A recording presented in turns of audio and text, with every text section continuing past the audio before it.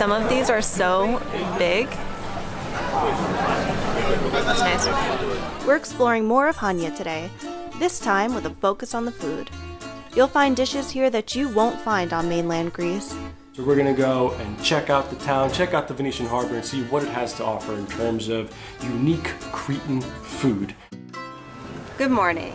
We just had breakfast, and just about everywhere here is very quiet except for this one place that we've been to twice because they do this awesome Cretan breakfast and they serve it on 3-tier like tea platters. You do need to wait a little bit to get a table. They serve it up until noon, but they really, if you just want a quick and easy way to go through like 10 different Cretan dishes, this is a really cheap and easy way to do it, and it's super pleasant right here on the harbor. It's right across there. It's called Pallas, P-A-L-L-A-S, but for those of you who don't speak Greek like ourselves, you won't see the words, those letters on the sign. You're gonna be looking for what looks like nanas, N-A-N-N-A-S, because in Greek letters that's how it's actually spelled. You get 3 little shot glasses, and each one has a different Cretan cheese inside with just a drop of olive oil.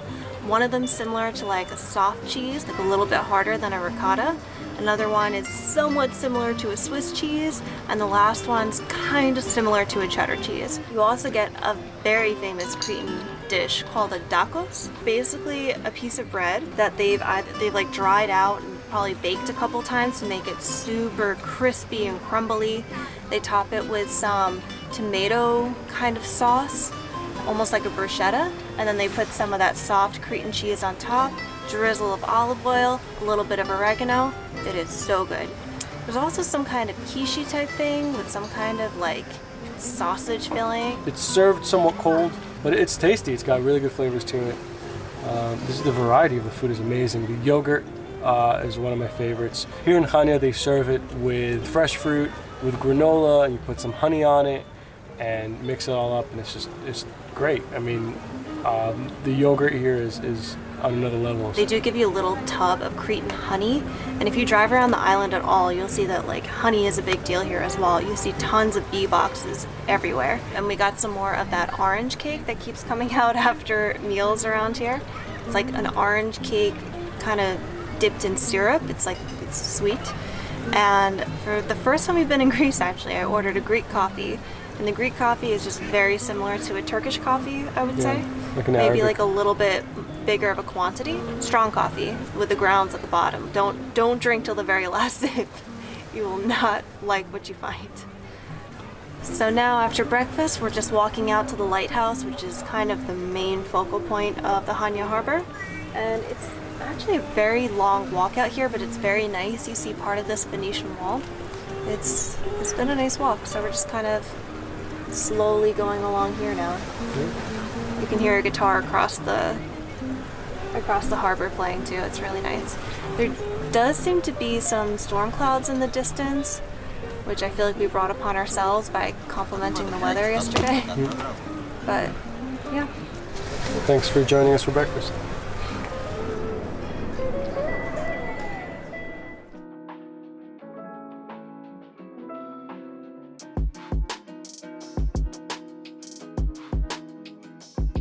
The Minoan civilization actually started here on Crete, so on the other side of the island, which we won't get a chance to visit, but there's a place called Pallas, which is where the fabled Minotaur in the labyrinth was actually kept. But we were just walking around and we stumbled upon this like archaeological site, and there's some plaques here saying that this was also part of Minoan settlements dating back to 3000 BC. It's pretty cool. Not bad for an afternoon walk.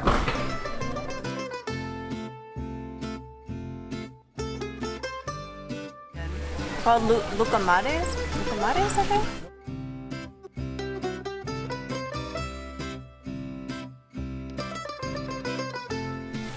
It's like donut holes dipped in syrup, drizzled with honey, on top of sesame seeds, and I think cinnamon. But this is the traditional. They have other crazier options like with Nutella and stuff, but we figured we should start with the traditional. Okay, and you'd eat the whole thing, otherwise it gets old. It's not hot. He's telling me it's not hot.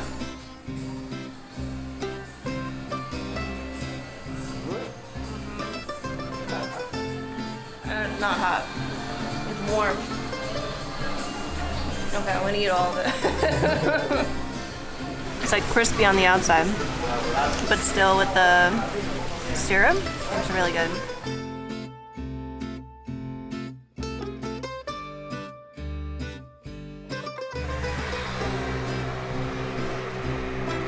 This could be the Venetian wall. There's a lot of graffiti on this sign, but I think it does say the new fortifications of the city of Chania, which was still built between 1538 and 1645, and for Americans, that's like pretty old.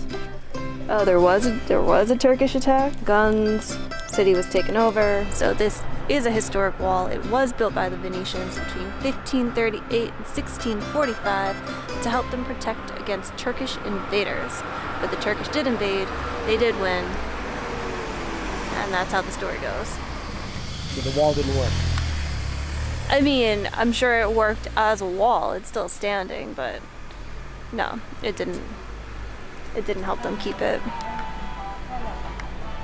I don't think. I just read the sign, so I really don't know much about this.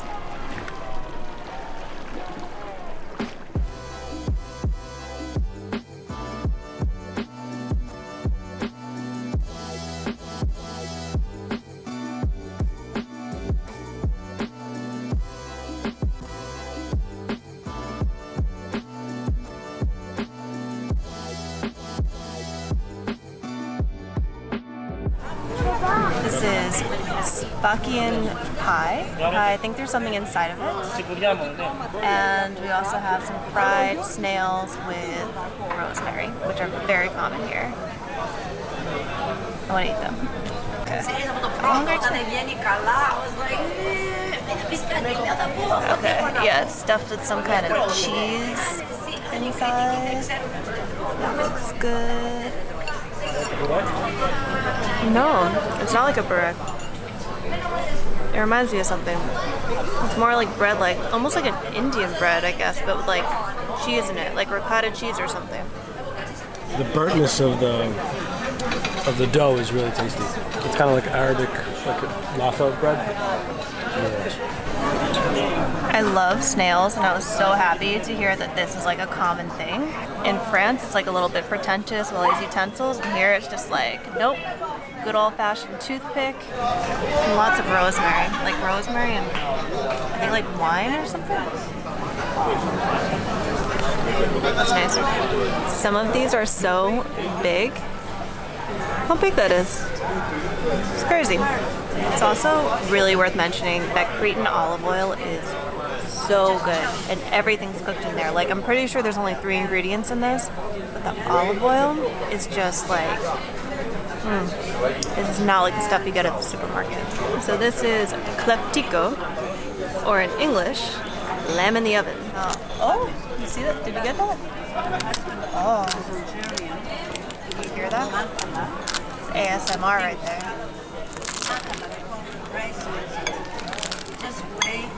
Oh, wow. Look at that.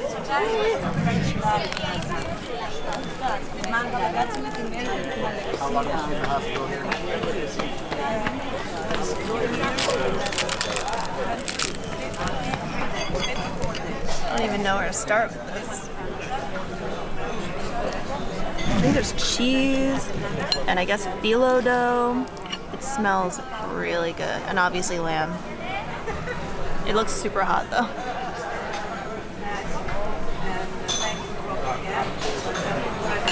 Ooh, hot.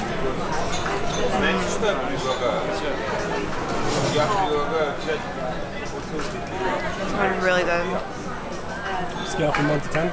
Like 9. This is like chunks of lamb that have been like cooked really slow for a really long time with a feta like cheese and some kind of like gravy thing happening and a crispy crust. Important updates. There's potato in here too. Like really good potato.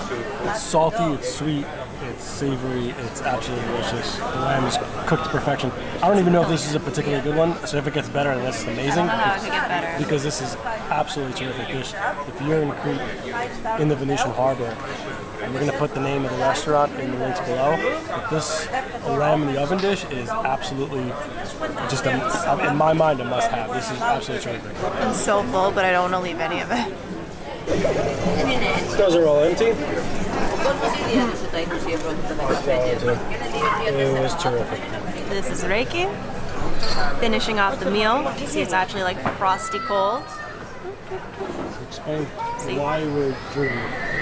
I don't know, you just finish off the meal with like a couple shots of RAKI and a little bit of orange cake with some ice cream, and it's just like a really nice way to end the meal.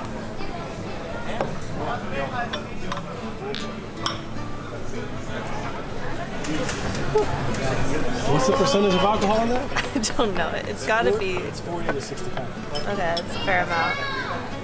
That seems accurate. Oh, this reminds me of that Turkish ice cream. That seemed a little thicker. It works so well with the RAKI. Can't wait to have some. Eat some. Join me. So we just finished a fantastic dinner. Cretan food is way different than what we were eating in Athens. We also were just walking back from dinner, and we were talking about how November is like the best time to come here. Of course, Mykonos and Santorini are like the main places that people talk about going, like the islands.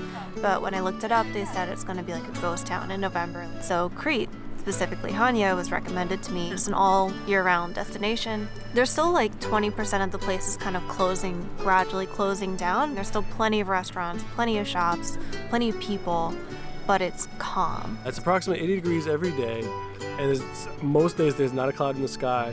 We are going to show you what we're looking at right now because it's really pretty. We've had such a lovely time here. Let's do this. There you go, that's better.